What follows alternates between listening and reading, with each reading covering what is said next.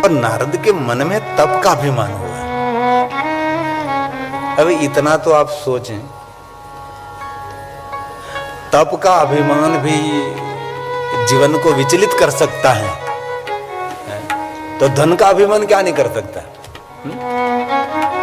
रूप का अभिमान क्या नहीं कर सकता, पद पदवी का अभिमान क्या नहीं सकता। नारद जी को तप का अभिमान आया तो भी नारद जी को जीवन से विचलित कर दिया।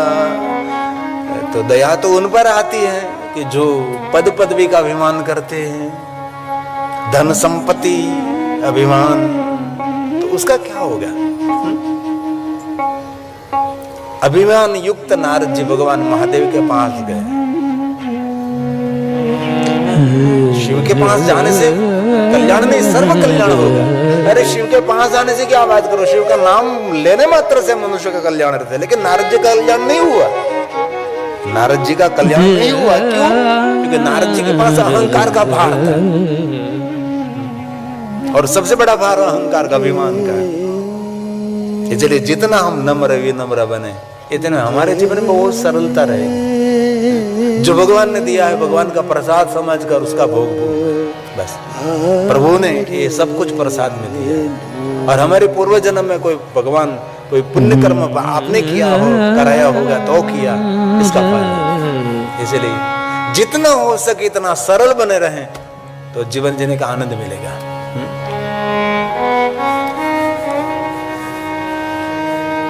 सर्प को भी दर में जाने के लिए सीधा बनना पड़ता है, टेढ़ा टेढ़ा नहीं जा सकता, सीधा बनकर इंद्र जा सकता है। इसलिए जीवन में भी सीधा चलना पड़ता है। भगवान शिव जी ने नारद जी को बहुत समझाया, नारद जी बहुत बड़ी बात है, आपने तप किया, पूरे जगत में आपका जय जयकार हो रहा है। लेकिन नारद जी बहुत सारी बात, गोप्यम गोप्यम सर्वथा ही, बहुत सारी बात जीवन में गोप्य रखने में हित रहता है। जीवन की बहुत सारी बातें सबको कहने के लिए नहीं होते, आपके लिए। बहुत सारा जीवन आप अंगत के लिए, आपके स्वयं के लिए जीवन है, और दूसरों के लिए थोड़ा। इसलिए नारद जी आपने बहुत तप किया है, लेकिन आप मौन हो जाए। लेकिन नारद जी मौन नहीं रहे। नारद जी बोलते रहे, मैंने तप किया, मैंने तप किया, मैंने किया, मैंने किया, हूं करूं ये बड़ी अज्ञानता, मैं कर रहा हूं, मैं कर रहा हूं, मैं कर रहा हूं, वही सबसे बड़ी अज्ञानता। स्वान का बाहर जम शटक, बैलगाड़ी के नीचे स्वान जा रहा, कुत्ता जा रहा है, तो उसको ऐसे है कि मैं सभी एक बोझ उठा रहा हूं। बहुत लोगों के मन में ऐसा ही भाव रहता है, मैं ही बोझ उठा रहा हूं। ऐसा नहीं होता। और नारद जी मौन नहीं रहे, और बहुत सारे जीवन में उपलब्धि होने के बाद मौन रहने में हमारा हित रहता है। जिनको उपलब्धि मिल गई, बहुत सारी पद पदवी मिल गई, बहुत सारी विद्या, बहुत सारा ज्ञान, बहुत सारी संपत्ति, बहुत सारा सम्मान मिल गया है, तो मौन में सबसे हमारा हित है। हमारे गुजरात में कहते हैं, वाणी जे जीवन में घाणी करे ने भी कोई घाणी ना करे। बहुत कुछ अच्छा हमने बोल दिया, लेकिन एक शब्द गलत बोल गया, सब कुछ पानी पानी हो जाता है। इसलिए माता सरस्वती की वंदना इसीलिए करते हैं ना, कि हे माता सरस्वती हमको प्रेरित करे, एक भी शब्द हमारे मुख में से गलत ना निकले। और जब सरस्वती रूठती है तब मुख में से गलत शब्द निकल जाते हैं, इतना शब्द, इतना विपरीत शब्द निकल जाता है, पूरा सब कुछ डैमेज हो जाता है। इसलिए मन ही मन माता सरस्वती को सुबह में याद कर, या कुंदे तुषार हार धवला, माता सरस्वती को प्रणाम करना चाहिए। हे माँ सरस्वती, पूरे दिन कृपा करो, मेरे मुख में से सुंदर सुंदर दिव्य दिव्य वचन निकले। भद्रम कर्णे विष्णुयाम देवा, भद्रम भद्रम, सुंदर सुंदर सुनने का अवसर मिले, सुंदर सुंदर बोलने का अवसर मिले, सुंदर सुंदर सूत्रात्मक हम बोले। या कुंदेन्दु तुषार हार धवला, या शुभ्र वस्त्रावृता, या वीणा वरदंड मंडदी तकरा, या श्वेत पद्मासना, या ब्रह्मांचित शंकर प्रभृतिभिः दैवै सदा वन्दिता देवता जी की वंदना करते हैं माँ सरस्वती। सा मां पातु सरस्वती भगवती निशेषजाड्यापहा।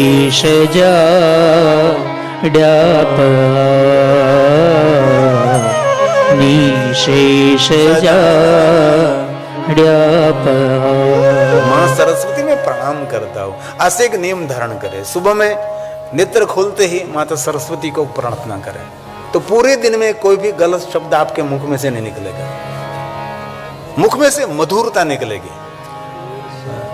और शब्दों की मधुरता मिठाई से भी मीठी है। वाणी की मधुरता, जो मिठाई खाते हैं ना, मिठाई वालों के लिए से उसे जो लगती है, उससे तो डायबिटीज होने का भी भय रहता है, लेकिन मधुर वाणी बोलने से कोई भय नहीं रहता, युक्त निर्भय रहता है। इसलिए माता सरस्वती को प्रातःकाल याद करें, माँ इतनी वाणी सुंदर देना कि कोई भी सुने उसको भी सुख मिले, और मुझे बोल रहा मुझे भी सुख मिले, ऐसी वाणी की मधुरता। रोज इतना काम करें। और सुबह में बिस्तर पर बैठे और तो भी इस समय करा करे भगवान, हम आपका दर्शन मंदिर में नहीं, हमारे हाथ में ही करते हैं। ये हमारी परंपरा है ना, बहुत इनमें से बहुत भाई बहन ऐसे करते हो गए ना, बिस्तर में बैठ गए और इसी समय यही हमारा पुस्तक है पढ़ने के लिए, यही हमारा दर्शन है। कराग्रे वसते लक्ष्मी करमूले सरस्वती करमध्ये तु गोविन्द प्रभाते करदर्शनम् प्रभाते करदर्शनम्। कथा क्या, कथा तो एक मोटिवेशन है, हम प्रेरित करते हैं आपको। कथा जीवन में नई नई प्रेरणा देते हैं, और बहुत मैं आदर के साथ कहता हूँ, इनमें से बहुत लोगों को ये नित्य क्रम भी रहता होगा कि नहीं है, वो नया को क्रम बनाने का प्रयास करेंगे। चलो भाई, आज हमने कथा सुनी तो कल से हम ये नई शुरुआत करेंगे। सुबह में ब्रह्म मुहूर्त में आंख खोली, इसी समय माता सरस्वती को याद किया और प्रार्थना की कि हे माँ, इतनी वाणी सुंदर दे, मुझे मधुर वाणी दे, और पूरे दिन में एक भी शब्द मेरे मुख में से ऐसा शब्द न निकले कि मैं बोलूं और दूसरों का दूसरों का हृदय दुखित हो जाए, कभी नहीं। मैं बोलूं सबको सुख मिले, सबसे मीठा बोलिए, ये प्रतिज्ञा आज से लीजिए हम, और हम प्रारंभ करेंगे। बहुत लोग इनमें हो गए जो मीठा ही बोलते हैं, और मीठी वाणी के साथ सत्यता रहते हैं, वही परमात्मा की स्तुति है। मीठी वाणी तो खुशामद नहीं, गलत प्रशंसा नहीं किसी की, शब्दों में मधुरता, शब्द तोल कर बोल, बस सबसे मीठा बोलिए। आज घर में, परिवार में, सगे संबंधी, रिश्तेदार, व्यापार करते हो, उद्योग करते हो, ऑफिस में, किसी कोई भी मिले उनके साथ मधुरता, सबसे मीठा बोलिए। सबसे मीठा बोलिए, सुख उपजे चहो। एक दिशा नहीं, चारों दिशा, 10 दिशा, चारों तरफ से, 4 दिशा, 4 कोने, आकाश और पाताल, चारों तरफ से सुख मिलेगा। एक नई शुरुआत करेंगे हम। कथा पूर्ण होगी 6 बजे, 6 बजे से हम निर्णय लेंगे, अभी एक भी विपरीत शब्द मेरे मुख में से नहीं निकलेगा। सामने वाला कितना ही कटु शब्द का बारिश बरसाए, लेकिन हम मौन रहेंगे, हम शांत रहेंगे। जीवन जीने का आनंद इनमें है। इसलिए ये प्रतिज्ञा है हमारे लिए, ये नियम। आप माला करें ना करें कोई बात नहीं, भगवान को फूल चढ़ाओ, लेकिन फूल जैसे वचन होने चाहिए। आप पुष्प भगवान को चढ़ाओ नहीं चढ़ाओ, लेकिन आपके जो शब्द हैं वही खिला हुआ होना चाहिए, बुर्जा हुआ नहीं। मीठा सबसे बोलिए, सुख उपजे चहो। वशीकरण यह मंत्र है, तजिए बचन कठोर। वशीकरण यह मंत्र है, तजिए बचन कठोर। तजिए वचन कठोर।